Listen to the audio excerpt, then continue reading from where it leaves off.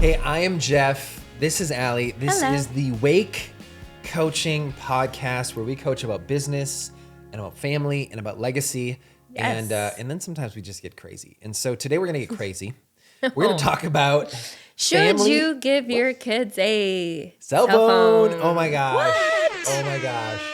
This is going to probably lose our 13th follower. And so if you're number 13 today, it's not your lucky day, okay? And so All right, so it might be a little polarizing. It probably will be. And none of this is meant to make anyone feel bad or judged. This is meant to give you pause to be like, oh my gosh, that's a social norm I don't have to give into or live down to. I'd say live up to, but it's clearly down to, because we have a 7-year-old, we have a 20-year-old, we have actually like 7 kids total, like 7 to 20. Yep. And like all of them are different ages and stages.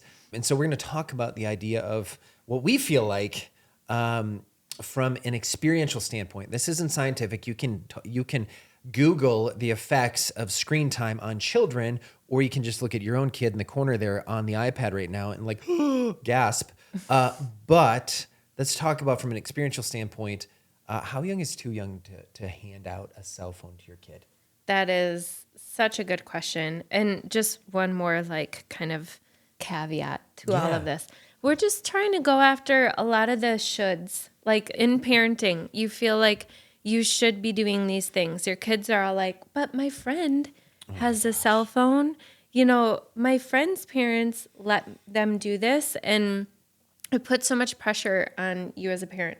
And there's so much of like, oh, am I like stealing something from my kid's childhood or being too restrictive or whatever.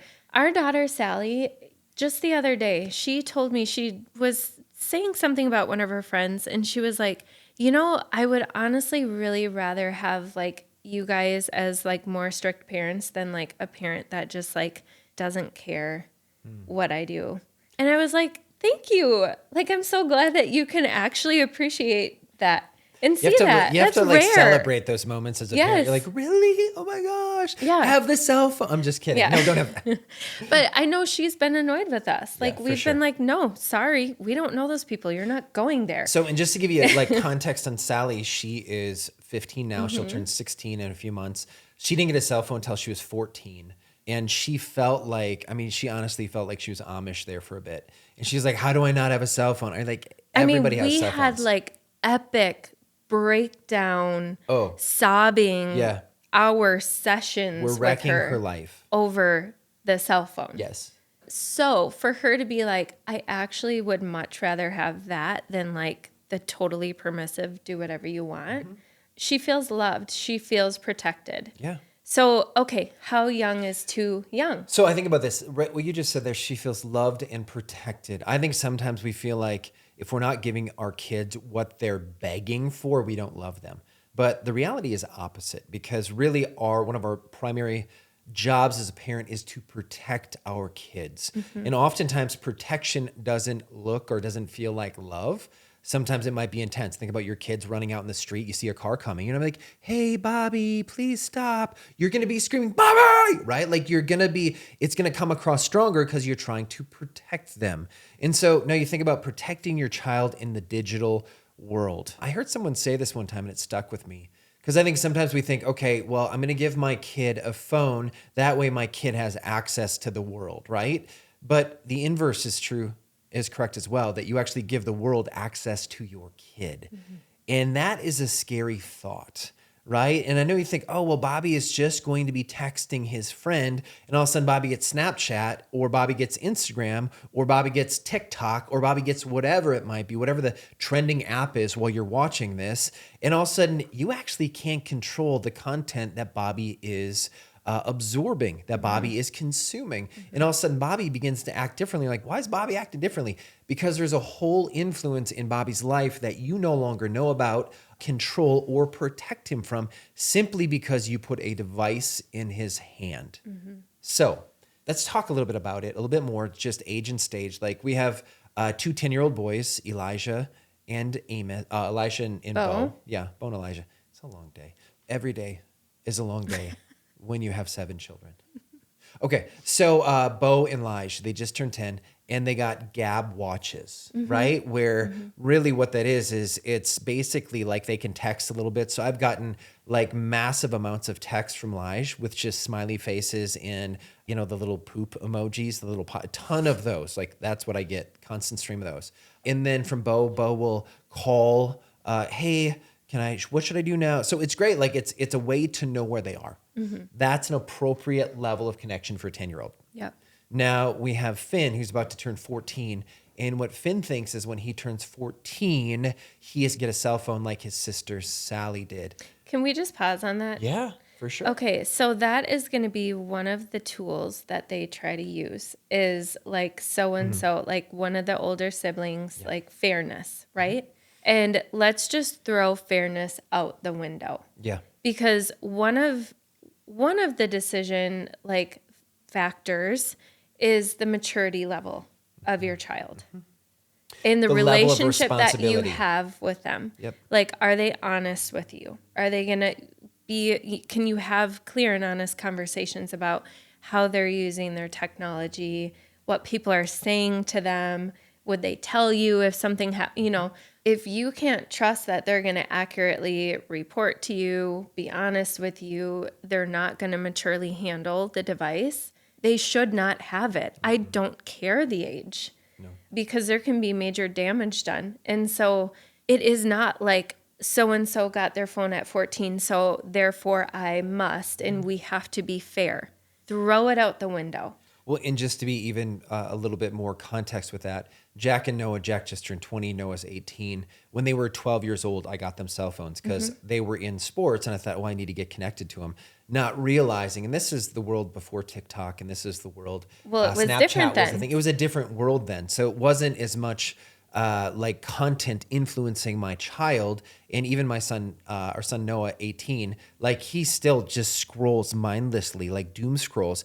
And there's seasons where we'll take the phone away from him, which I know seems like, oh my gosh, that's inhumane. But we'll take it away, and he's a different human, like literally in just a matter of days. And I'll tell him this. I'm like, Noah, you're a better human without your phone. Yeah. And he kind of smiles and chuckles, and then he goes back to his phone. And so just context-wise, oldest boy's at 12. I learned a huge lesson there. So that's why Sally didn't get it till 14. And so even at 14, it changed her. She disappeared. She used to be very much more present. Now she's in her phone. Sally, what are you doing? Or she's in her room. Sally, what are you doing? I'm just chilling. Just chilling means they're on their phone. It means she's scrolling. It means she's on Yes. Instagram. It means she's just scrolling. And so Finn, who's going to turn 14, is in full belief that he's going to get his phone. And he's not going to see this before we actually tell him. It's not a chance in hell, I'm going to say it, that he is getting a cell phone at 14 because he isn't, to Allie's point, he's not trustworthy.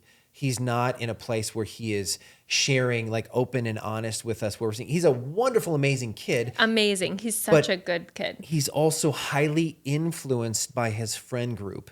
And so when a kid begins, when they hit adolescence, and I have a degree in youth ministry, I worked with teenagers for 15 plus years. I've seen this time and time again. When a kid goes to middle school, they start pushing mom and dad away. So why would I then empower him even greater and give him a device to circumvent us even more? Well, how stupid would I be to do that? And so we've just decided, hey, Finn, I'm sorry. You're going to have to wait a bit. And it might not be till you're 15 or till you're 16, but it really is, to Allie's point, a level of maturity and a level of trust. And we feel like if, like stewardship being one of our core values, if he can't steward that cell phone well, and connection-wise, that's one of our like relationship, and it hinders our relationship with him, why would I pay monthly for the world to change my child inside my own home and have to deal with that? So in connectivity, though, is like connection is a core value. And we live away from our family. Everybody is 1,000 miles away, right? And so one of the arguments for that is, him being able to be connected to the family and be connected with friends. Like all the friends communicate via text or different apps. And so, it does hinder their connection to other people. Sure. Not having a cell phone or not having any sort of device. And so that's one thing that we've had to address. And so one of the ways we work around that is you and Finn have a shared iCloud account, right? We sure do. He uses his iPad and you see everything that comes through. And it's not from a standpoint of like, we're literally reading every text and meddling in his business. There's some visibility and accountability there. And also on the inverse, he sees every single text I get. So just to be clear, like he could totally Lots of snoop on me as accountability. well, right? Tons of accountability.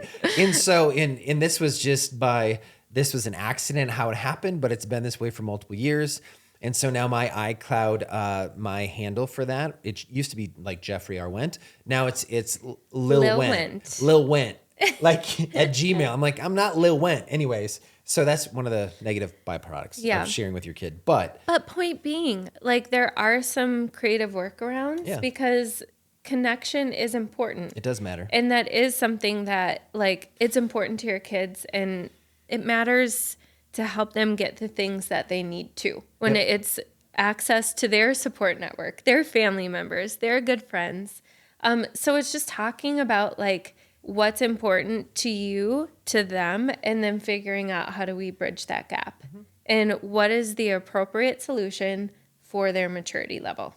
And I do think with this, because it will continue to be an uphill battle for parents because kids see the ad, the different Verizon, AT&T, whatever it is, like free cell phone. And then you're like, it's free. Nothing's free. Don't ever use the scapegoat of like, we just can't afford it, right? Yeah. Because that is not a big enough reason why.